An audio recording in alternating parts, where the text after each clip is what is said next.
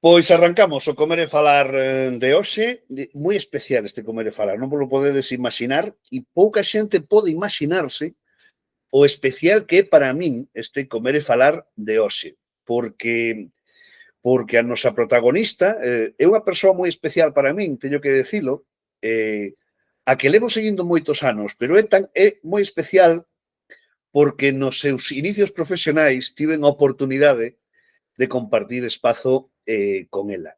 Quen iba a decirme, despois de tantos anos, que aquela pipiola, estudiante de xornalismo en Santiago de Compostela, que viña a facer as prácticas a COPE a Cadena 100, esa muller enérxica, pizpireta, sempre cunhas boas vibracións maravillosas, iba a estar no Comer e Falar, non sei cantos anos despois, agora analizaremos cantos anos despois. Iba a estar no Comer e Falar, para min é unha honra, e insisto, é moi especial ter, en primeiro lugar, vamos a presentar a María Fernández Blanco. María, como estás? Estou moi ben, moitas gracias con esta introdución. Faime moita ilusión falar contigo. Pido perdón de entrada por meu galego, pero faime especial ilusión falar contigo. Hai moitos anos que nos coñecemos. E guardo moi bons recordos da miña etapa en Santiago, da miña etapa como estudiante de xornalismo, daquel estudio da cadena COPE, alá en Santiago. Así que moitas gracias. Ademais, encántame o nome deste programa, Comer e Falar. É unha das mellores cousas que podes facer en esta vida. E máis como galego. E máis como galego. Eu creo que eso vai no ADN, verdade? Oye, cantos anos fai daquela etapa na que eu estaba como locutor de musicales, eses tolos que éramos os locutores de musicales, e que ti colaborabas comigo en algunha cousa, deixabaste incluso liar para algunha cousa estudiantil e radiofónica. Cantos anos fai deso? Teño que decilo. Sí, porque ti sigue parecendo que tes a mesma idade, eu non. Entón, a xente vai a ser consciente, claro. Non sei. Eu diría que 20 anos. 20 anos. Probablemente. Mira, eu estudiei en Santiago do 98 ao 2002. Bota contas. Exacto. Xa choveu. E tanto que choveu é increíble. E por que está María? Claro, a xente dirá, bueno, xa descubrichedes que é xornalista, claro. Pero claro, María, ourensana de nacemento, non está en Ourense, non? Está en Nova York. Nada máis e nada menos. María, canto levas aí? Fará principios do ano que ven, fará 11 anos. 11 anos en Nova York. Vas ter que contarnos moitas cousas. Pero eu creo que poñer un poquinho a xente en situación para que entendan por que estás en Nova York, por que fuches para Nova York. Dende que remataches a túa carreira aquí en Compostela, tiveches un percorrido. Contanos primeiro un pouco ese percorrido profesional que tiveches en diferentes cousas ao longo dese tempo. Cantas horas tes de programa? Bueno, temos unha hora, pero malo será, non? Que non consigamos reducir un pouquinho. Vou resumir. A peregrinación. Mira, eu, desde que acabei a carreira, fun a Andorra, alá traballei en 2 diarios, 4 anos. Estiven en Barcelona unha primeira etapa traballando para un grupo de revistas que ara é do grupo Hearst. Despois fun a Tarragona, alá estive no Diario de Tarragona escribindo sobre economía. Dalá unha etapa nun departamento de comunicación, dalá fun para Barcelona, traballei no mundo da consultoría de comunicación, que sempre estiven entre os dous mundos. De feito, alá estudiei un posgrado en comunicación pola Universidade Oberta de Cataluña. Dalá unha etapa como freelance pola miña conta, e dalá Nova York. En Nova York estiven unha etapa nas Nacións Unidas e despois xa facendo televisión, que era unha cousa que non fixera nunca na miña vida.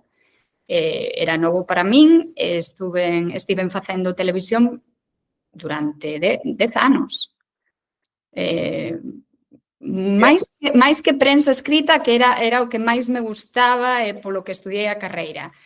Así que eu diría que na vida non fagas moitos plans porque... Deixasme preocupado por unha cousa. Algo fixemos mal para que en todo ese proceso non fixeras algo de radio. E a radio gústame tanto, creo que todos os que nos dedicamos a isto dunha maneira ou doutra, a radio sempre ten algo de especial. Incluso agora que a radio é televisada, como ves, tamén. Sí. Agora, pasamos da radio aos podcast e despois agora os podcast están en YouTube, está todo o mundo con esos micrófonos enormes, xigantes, a xente está diante da pantalla mirando como outros falan, cando antes o que facías era simplemente escoitar a radio. Claro. Pero non fixeches radio, o cual me sorprende, porque ademais tes unha voz bonita para facer radio, eres unha profesional como a copa dun pino, e sei que a ti gustaba o mundo da radio, aínda que, bueno, o teu camiño foi moito máis enfocado na prensa escrita, etcétera, etcétera, non? Eu coñezo moita xente que estaba convencida de querer facer radio a pesar de non ter voz nin capacidade para facer radio, non? Pero, sorprendentemente, ti fixeches un camiño no que non se cruzou a radio de alguna maneira, non? É un pouco... Jolín, dame pena, non? Porque, bueno, hoxe estás saindo na radio, no Comer e Falar, en Si Radio de Galicia, para min é un placer, é unha honra que voltes a estar nas ondas de algún xeito. Mira, nunca se sabe. Nunca tarde. Oye, aí deixamos non ir unha colaboración aí, Eu, cando queiras. Fíxate que nunca fixen radio, pero hai unha parte da radio que eu creo que sempre vai comigo, que é que incluso editando vídeo, isto debollo a unha persoa que traballou comigo, que era un grandísimo editor de vídeo, el díxome unha vez, sempre o que hai de cadrar ben é o sonido. E unha vez tú tens o sonido que entras daquela maneira, tú has de xogar sempre co sonido. E creo que eso quedoume sempre da radio e, ademais, penso que o sonido é o que fai de moitas pezas de vídeo, eu diría que máis da metade. Tú proba porlle unha música diferente ao mesmo vídeo, calquera pode facelo cos vídeos que facemos cada día na casa, proba porlle unha música ou outra e verás as emocións tan diferentes que creas. Creo que eso é fundamentalmente radiofónico. Non sei o da voz, o cariño da radio, non sei se eu serviría para ter aquela voz que tedes os locutores, que sempre... Tes voz, faime caso. Daquelo... sobre todo pola noite, non? Cando todo aquelas voces de radio, sigo escoitando moita radio en formato podcast. Sigo escoitando e a maneira tamén que teño informarme das cousas que pasan por alá, por España. Por certo, como fuches a parar a Nova York? Quer decir, porque estaban as túas metas, por exemplo, Nova York era unha meta persoal de algún xeito, ou como foi que fuches a parar alá? Agora que non nos escoita o Trump, quen sabe, igual sí, eu non sei. Mira que se me metes nun lío agora... Pois mira, o problema é seu. Tú sabes se está suscrito o Comer e Falar, o presidente dos Estados Unidos. Oxalá que non. Ok. Tocou unha lotería, pero literal. Eu nunca tive ningún plan de vir aos Estados Unidos. Nunca se me ocurriu, nunca tive ningún interés. É certo, hai un programa que é a Diversity. Agora existe o programa. Imos ver canto dura. Imos ver. Diversity é un programa que, por lotería, tú aplicas ou solicitas cada ano e fan un sorteo. Pero un sorteo entre comillas, porque unha vez toca a lotería, despois has de ter uns ingresos, has de ter uns estudios, has de ter a experiencia laboral, has de pasar por un proceso. O proceso durou 1 ano e pico. Eu todas as fases ibas pasando, pero nunca por aquilo de, bueno, tú faino e despois xa verás se vas ou non vas. En Nova York, porque ao final do proceso, eles dante un sobre, isto é real, na Embaixada dos Estados Unidos en Madrid, un sobre cerrado, está pechado, e dinte tens 6 meses para ir a unha fronteira cos Estados Unidos e un personal de fronteiras ha de abrir o sobre e valida que formalmente xa podes vivir nos Estados Unidos. Imagina como viaxei eu no avión que levaba un sobre de camiño aos Estados Unidos que podía levar calquera cousa no interior. E cando cheguei, sempre me lembrarei, cando chegas ao aeroporto, pasas polo control e diche, era un puertorriqueño, e diche, señora, ¿usted sabe lo que lleva aquí? E digo, no. E digo, usted vive en España, ¿verdad? E digo, sí. E dice, yo estoy familiarizado con España. ¿Usted sabe lo que es el gordo de la lotería? E digo, sí. Dice, pues esto es como el gordo. Es así. Entonces, ao principio eu non lle daba moita verdade. Eu iba polo mundo dicindo, a min tocou unha lotería, eu viñen aquí pola lotería, a min ni tan... Pero sí que é certo que despois de estar en contacto con tanta xente emigrante que loitou moito por vir aos Estados Unidos, que tivo un gran esforzo de anos, deixei de contar esta historia porque non me parecía que era respetuosa con aqueles que realmente querían vir aos Estados Unidos e que non teñen, porque moitos países non teñen opción a esta lotería. Por exemplo, México, que está de fronteira, non fan un Diversity Lottery porque Estados Unidos considera que hi ha molta emigració de México. Sí, pero aquesta é a historia. Mira, era unha lotería que ao principio non lle daba importancia porque cando acada as cousas sense esforzo non lle dá o mesmo valor, que é o que trato de explicar aquí. Pero ao cabo do tempo vin o valor que tiña. A idea era vir por 2 anos e aquí estou. Bueno, creo que me permitiu moitas cousas, moitas oportunidades, me abriu moitas portas e sempre estarei agradecida tamén ao país. E chegaste aos Estados Unidos durante a administración Obama ou Biden? Obama todavía, non? Mira, eu cheguei co Obama. Bueno, ben, Obama duroume uns meses. É o que che iba a decir, claro, xustiños. Porque eu cheguei no 2015, se foi en febreiro, no novembro estábamos escollendo o primer Trump, ok. E a banda, eu estaba traballando aquela noite na televisión e foi un momento que se me quedará grabado toda a vida, porque o silencio...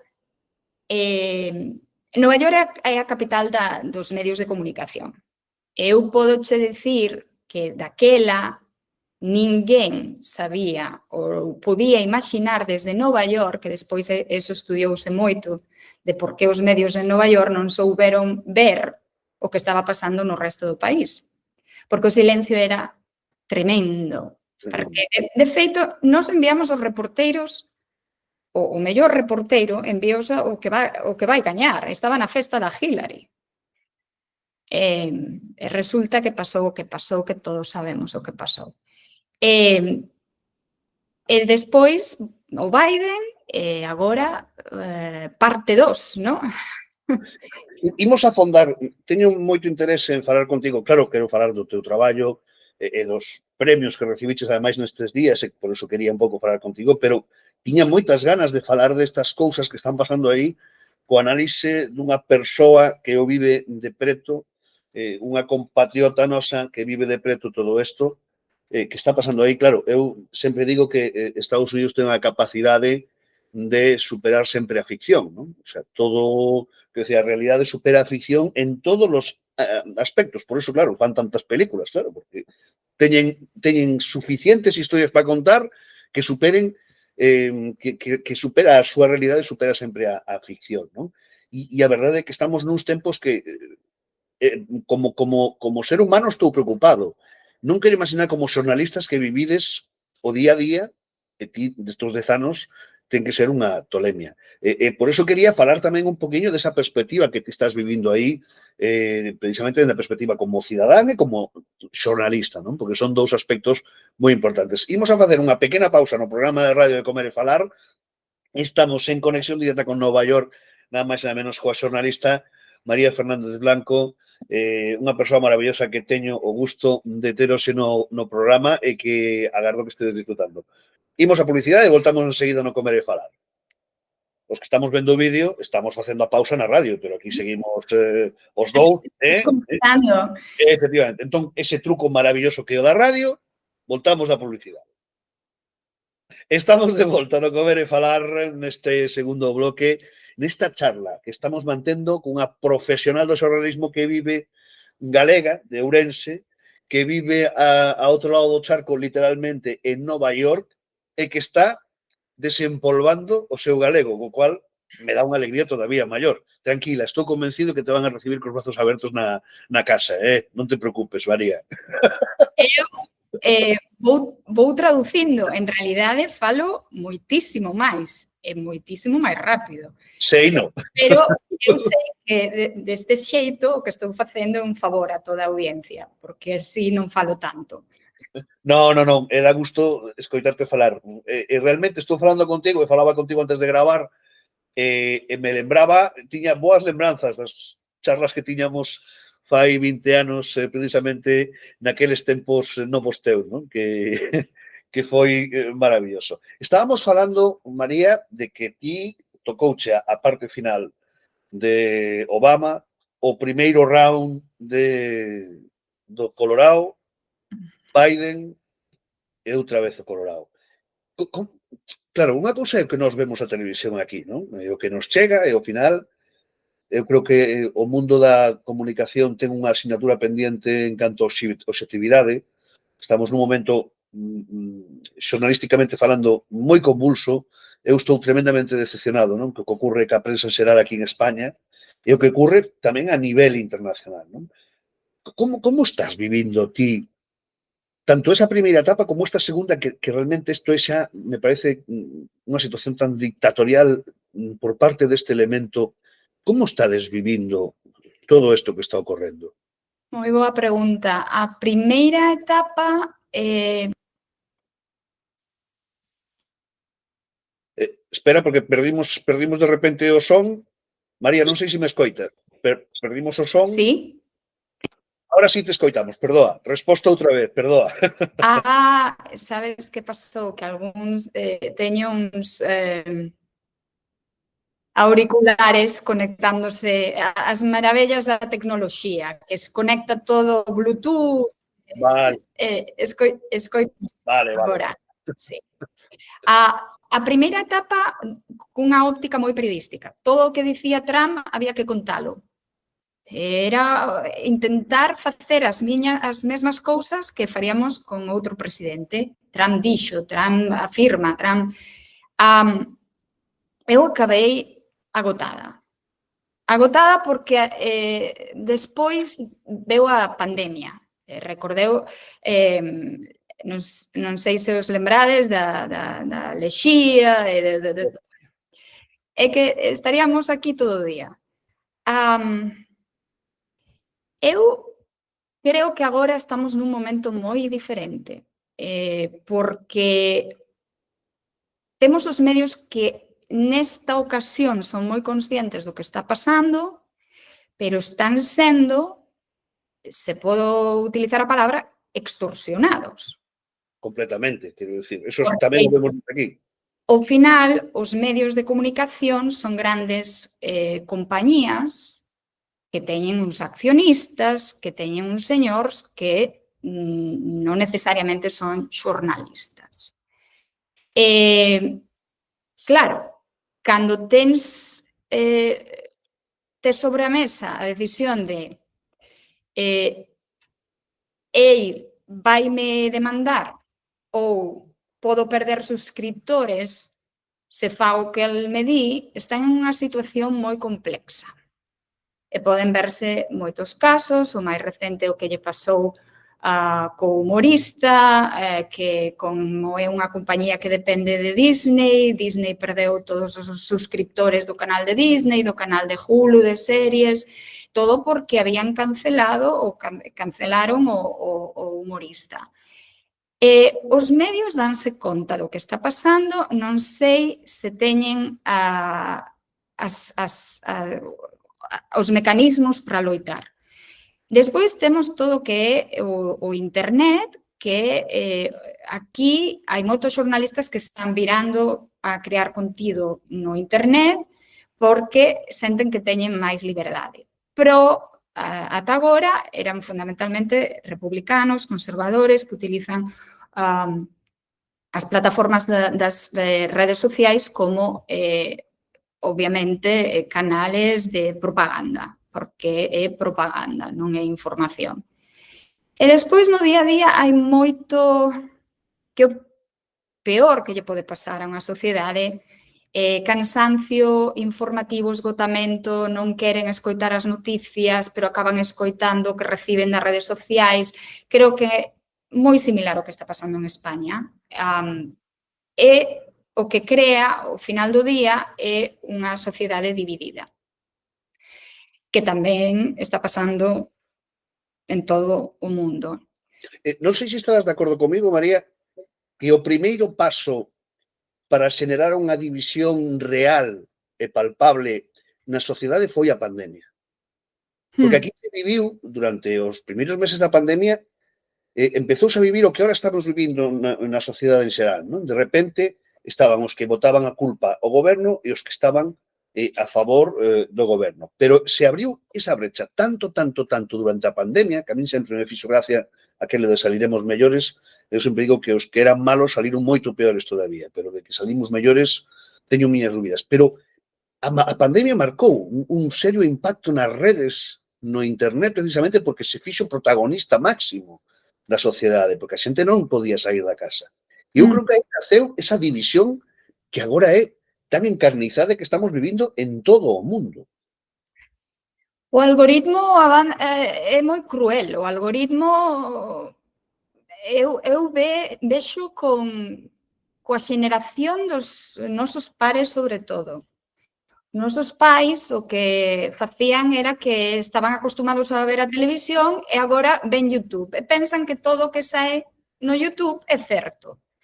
E esta falta de división e, sobre todo, a falta de analítica e, sobre todo, que te está mostrando todo o tempo o que queres escoitar. Iso é moi perigoso. Aquí en Estados Unidos, ademais da pandemia, recorda que era un momento do asasinato de George Floyd, da morte de George Floyd, das protestas, era un momento en que é que cambiou tanto en 5 anos, porque agora todo o que era en 2020 a favor da igualdade, o que se lle chama a diversidade, todo eso agora é obxecto de crítica. É que tú estás a favor da igualdade, debe ser un comunista. Non, a división é real. Moita xente en este país, o que eu vexo retratado nos medios alá sobre os Estados Unidos é pensar que é unha sociedade monolítica. E non o é. Hai moita xente que non votou. E hai moita xente que non votou por el. Pero sí que é certo que o que me chama a atención é a falta un pouco de... Porque non teñen a historia de haber pasado por isto no pasado. Están como medio... Sabes cando che dan un golpe que non o esperas? Sí, necesitas un tempo como para recuperarte. Hoxe mesmo, estou falando do sábado, hai protestas en todo o país, protestas masivas. Bueno, algo é algo. Pero daste conta, perdona, precisamente esas protestas que se leva vendo varios días, nos informativos de aquí casi non se están vendo. Estáse vendo moito o tema das actuacións do ICE tremendas, e esas películas de vaqueiros que fai o señor Trump dicindo que vai a mover todo o exército ao longo do país como se fose un estado de guerra, non? Xa se veu algunha parodia que fixeron Jimmy Kimmel ou Jimmy Fallon sobre esa batalla en Portland e a xente cantando polas rúas, non? E cousas deste estilo, mostrando que non é ese estado de guerra, non? A mí dame unha sensación de que os Estados Unidos está voltando aqueles tempos da posguerra, da Guerra Fría, na que se xulgaba aos comunistas, se perseguía aos comunistas como se fose que era a excusa perfecta, non? Para cargarte a xente do outro lado, non? Da oposición, non? E a mí me sorprende unha cousa especialmente. Estados Unidos presumiu sempre dunha separación de poderes importante, non? Do tema da xustiza e do tema dos políticos, non? E de que calquera podía ser xulgado. Dame a sensación de que a política estáse absorbendo completamente o poder judicial, porque é increíble que un tipo como Trump, con todas as cousas que leva feito, campe as súas anchas. E digo Trump e digo varios que estiveron xulgados todo eso. Dame a sensación de que desapareceu esa liña que tanto defenderon os estadounidenses sempre, non? Desa liña de separación de poderes. El está facendo o posible, porque así sexa. Despois está vendendo esta imaxe cara ao exterior de o pacifista. Veremos que pasa tamén con Venezuela agora, os próximos días. Pero no interior do país está exercendo mão dura. Está facendo todo o contrario do que a definición de pacifista é. É curioso porque eu sempre lles digo a xente aquí que naceu aquí que eles están moi acostumados a pensar que un dictador ha de levar un uniforme militar. Sí. O que sae nas películas. É a idea que eles teñen do dictador, do general de Latinoamérica.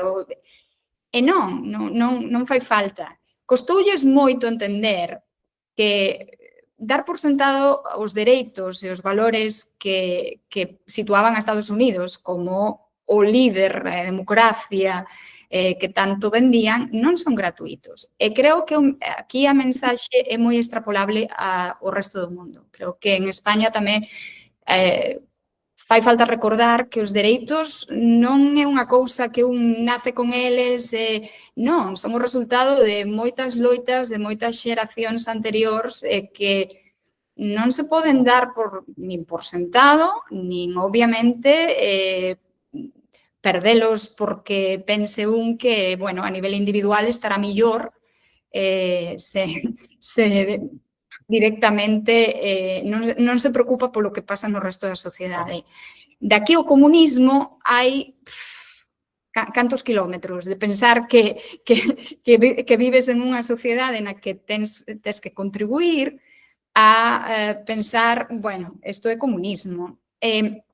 A sociedade estadounidense é unha sociedade profundamente individualista, profundamente. Pero ten unhas institucións xudiciais moi fortes. É un sistema xudicial moi potente, moi poderoso, e non é tan fácil. Agora, están pasando cousas, pero eu creo que por agora o sistema pode aguantar. Precisamente pola tradición que ten.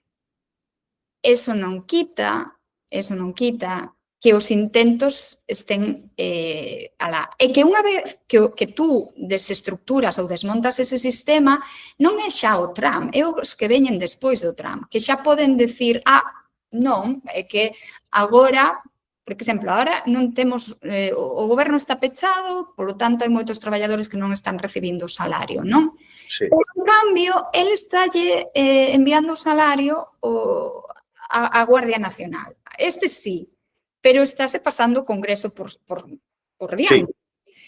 Unha serie de cousas que despois do Congreso digo, eu non vou dicir nada, porque claro, como vou sair eu a decir que non cobren os da Guardia Nacional, que daría fatal. Hai moita inacción, pero eu creo que os próximos meses serán moi decisivos. Eu penso que imos a ter que ter algunha charla máis, Sí. O digo así. Imos a ir a pechar este penúltimo bloque, porque logo pecharemos, e quero falar xa máis en profundidade do teu traballo, que en certo modo tamén ten interese, non, por algunhas cuestións. Por certo, coa manía que lle ten agora Trump a España, estás tendo algún problema ti como española? Ainda non me chamou. Bueno, vale, me tranquilizo. Ainda non me pediu os papéis, pero mira, o único problema o teño eu, porque o viño español, o aceite español, eu farei unha petición desde aquí que me envíen unha caixiña nun barco, porque... Antes de que xa non se poda mandar. O problema teño eu con Trump, porque evidentemente os precios xa se notan. É unha pena para as exportacións. Eu sei que os Estados Unidos non é o principal mercado dos produtos españois nin galegos, pero eu era un mercado bo para enviar produtos. Coñezo xente que se dedica, non, a vender conservas, que teñen algunhas... Eu non sei, he de preguntarlles como lle vai, porque o impacto é real. É real, e o vemos todos aquí. Podemos unha pequena pausa antes deste último bloque, aquí no Comer e Falar en Si Radio de Galicia. Como dicimos, seguimos con esa pausa. Ahora na radio está sonando publicidade, pero ahora voltamos a nosa charla. Fantástico. Estamos de volta no Comer e Falar, neste última parte do programa. Sabedes que dá moito que falar esta muller, María Fernández Blanco, xornalista galega, vivindo en Nova York fai 10 anos. Estamos falando de política, esa situación. Eu quería falar precisamente de unha das razóns, o que me serviu como excusa, evidentemente, para charlar con María. Podía ter moitas máis, pero había unha. Porque aquí a tedes, con premio Semi no seu currículum. Como foi eso? Premio Semi, nada máis e nada menos, non? Bueno, como foi? Traballando. O ano pasado foron 2, este ano foron 3. Cada un deles é moi diferente, moi especial. O ano pasado foi en inglés, cun tema de inmigración, por toda a situación que estaba vivindo a cidade de Nova York, coa chegada masiva de inmigrantes. Era un documental, máis que un documental, era un especial dunha hora sobre as diferentes voces que opinaban, non? Queríamos recoller as diferentes impresións, non? Porque de Nova York sempre foi unha cidade de inmigrantes, pero por primeira vez había unha certa... eu diría como, bueno, crítica por parte de inmigrantes que chegaran primeiro, que eso é o que pasa sempre. O que chegou primeiro di, agora que non veñan máis, que senón é máis competencia para min. E despois este ano, son en español, porque eu traballei unha estación de televisión que tiña español e inglés, traballábamos todos os equipos xuntos, pero había produtos en lingua española, e faime especial ilusión, porque tal como está de novo o país, e como comentamos, o tema de facer televisión en español é moi necesario, máis necesario que nunca. Todavía non temos o galego, pero xa chegará. Xa, polo menos, claro. Bueno, un tema que a mí me encantaba, que era un especial tamén sobre a historia da salsa, da música salsa. Ademais, con persoeiros importantes nese documental, Sí, sí. O gran Edi Palmieri, que morreu o pasado verán, fai uns meses, Willy Colón, Rubén Blades, Gilberto Santa Rosa, todos os grandes, todos os grandes. Tanto é así que de todos os grandes que tiñamos entrevistas non nos poidemos, non collían todos nunha hora de programa. E foi maravilloso, porque a música salsa é Nova York. Foi como tamén unha maneira de reivindicaro antes que Bad Bunny, porque o programa foi en 2024, Bad Bunny, o disco é de principios deste ano. É maravilloso que Bad Bunny fixera a súa homenaxe á música salsa. Era a nosa maneira de dicir tamén que o hip hop sempre se asociou moito á cidade de Nova York, pero tú, desde que chega o mes de maio, todo verán, aquí nas calles de Nova York, o que escoitas é música salsa. E a ti a salsa gustache moito? A min todas as salsas me gustan especialmente. Mira, eu non sabía nada de salsa cando cheguei. Eu sabía. A min gustaban os ritmos latinos de bailar nas orquestas de toda a vida. Pero se me dis, compara un merengue e unha bachata, unha cumbia que me estás contando. Pero a través de vivir na cidade de Nova York é cando eu entro en contacto con este xénero musical, porque se me iban a buscar en taxi para comenzar a traballar ás 4 da mañá, que os premios non cho dan así nada, pois o tipo do Uber iba coa música, e digo, todas as cancións, era este contacto, e digo, isto é maravilloso, porque a salsa ao final ten moito do jazz, non? Eran músicos de jazz, músicos de Cuba, músicos que están nas rúas de Nova York e comenzan a facer un sonido moi... Ajá. E foi moi divertido, porque ademais de entrevistar os grandes, íbamos polas rúas preguntándolle a xente, todo o mundo ten unha canción de salsa na súa memoria que lle recorda a súa nai ou cando era pequeno ou que escoitaba na casa. Moi especial, músicas clases de baile, bandas que están formadas só por mulleres. É un programa que eu, a verdade, deu-me unhas dores de cabeza para recortar para que todo coubese no mesmo show, pero teñolle moito cariño, así que fíxome moito especial. E hai outro premio dun programa, dun documental, un reportaxe, na que se fala de cociña, que por eso aquí estamos a comer e falar. Contanos ese outro proxecto tamén. Tamén, a outra salsa. Mira, isto era unha miniserie en que partía dunha idea moi básica, porque eu creo moito nas ideas moi básicas, porque son as que funcionan e conectan. Mira, todo o mundo fai reportaxes de restaurantes que ofrecen e preguntan ao chef que non sei que preparas. O que fixemos foi darlle a volta, que nos explicasen quen era a súa receta favorita e que a preparasen diante de nós, mentres falaban. Non hai voice-over, é en primeira persona, e o cociñeiro pode ser o dono do negocio, pode ser un chef cunha estrela Michelin, vai explicando un pouco a súa historia, como comenzou, se é o dono de negocio como lle vai, mentres prepara o plato e vai nos enseñando que estes son os ingredientes e por que é especial para el e por que o incluíu igual nun menú.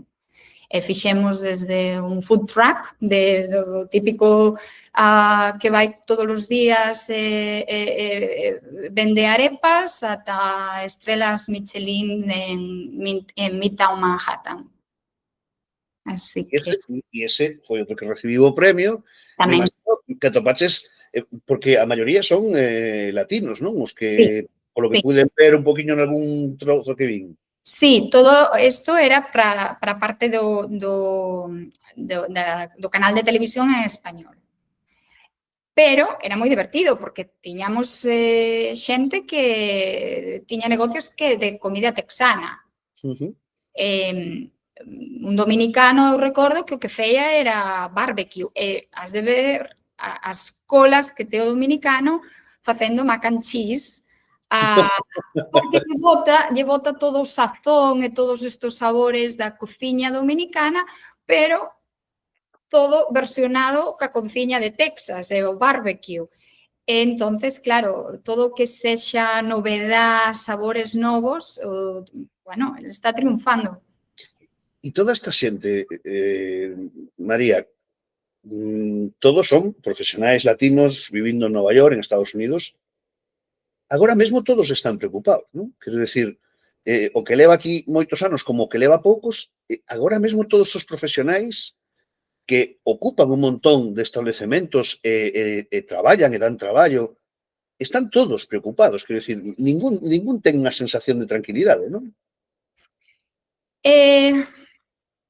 Latinos, non latinos, Bueno, ciudadanos, como non exemplo, sí. ciudadanos, porque están arrestando a ciudadanos solamente pola cara que tes.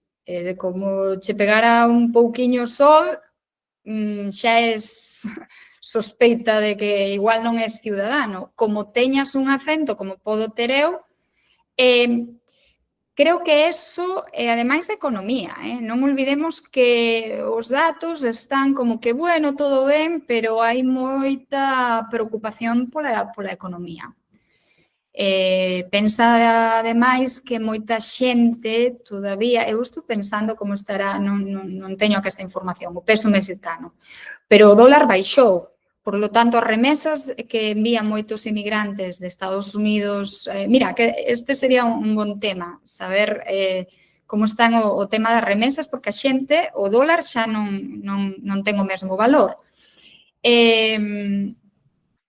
Hai moita preocupación, pero sobre todo porque todos coñecemos unha persoa que pode estar en unha situación de vulnerabilidade, un familiar, un amigo, un compañeiro de traballo. Esta é a situación que hai. É moi grave porque cando falábamos da vulneración das libertades individuais, bueno, a libertade de expresión agora mesmo está tamén afectada, poden mirarche as redes sociais e se tens algunha cousa que faga pensar que igual é indocumentado, e a realidade é que este país está feito por inmigrantes. É un tema que a min particularmente me interesa moitísimo e me interesa moitísimo levar esta mensaxe tamén a Galicia, non? Porque eu sei que España está recibindo moita inmigración, igual que nosotros emigramos nós no seu día, non?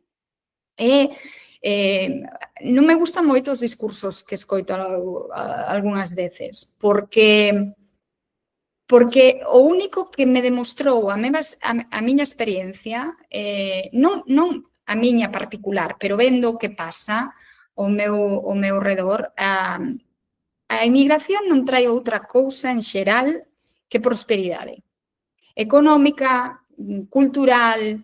Eu non podo dicir o contrario. Eu non creo que en Galicia, que todos temos un avó, un primo, alguén que emigrou, que non pense que aquela persoa foi a outro sitio a contribuir e a facer do outro país o que chegou un país mellor.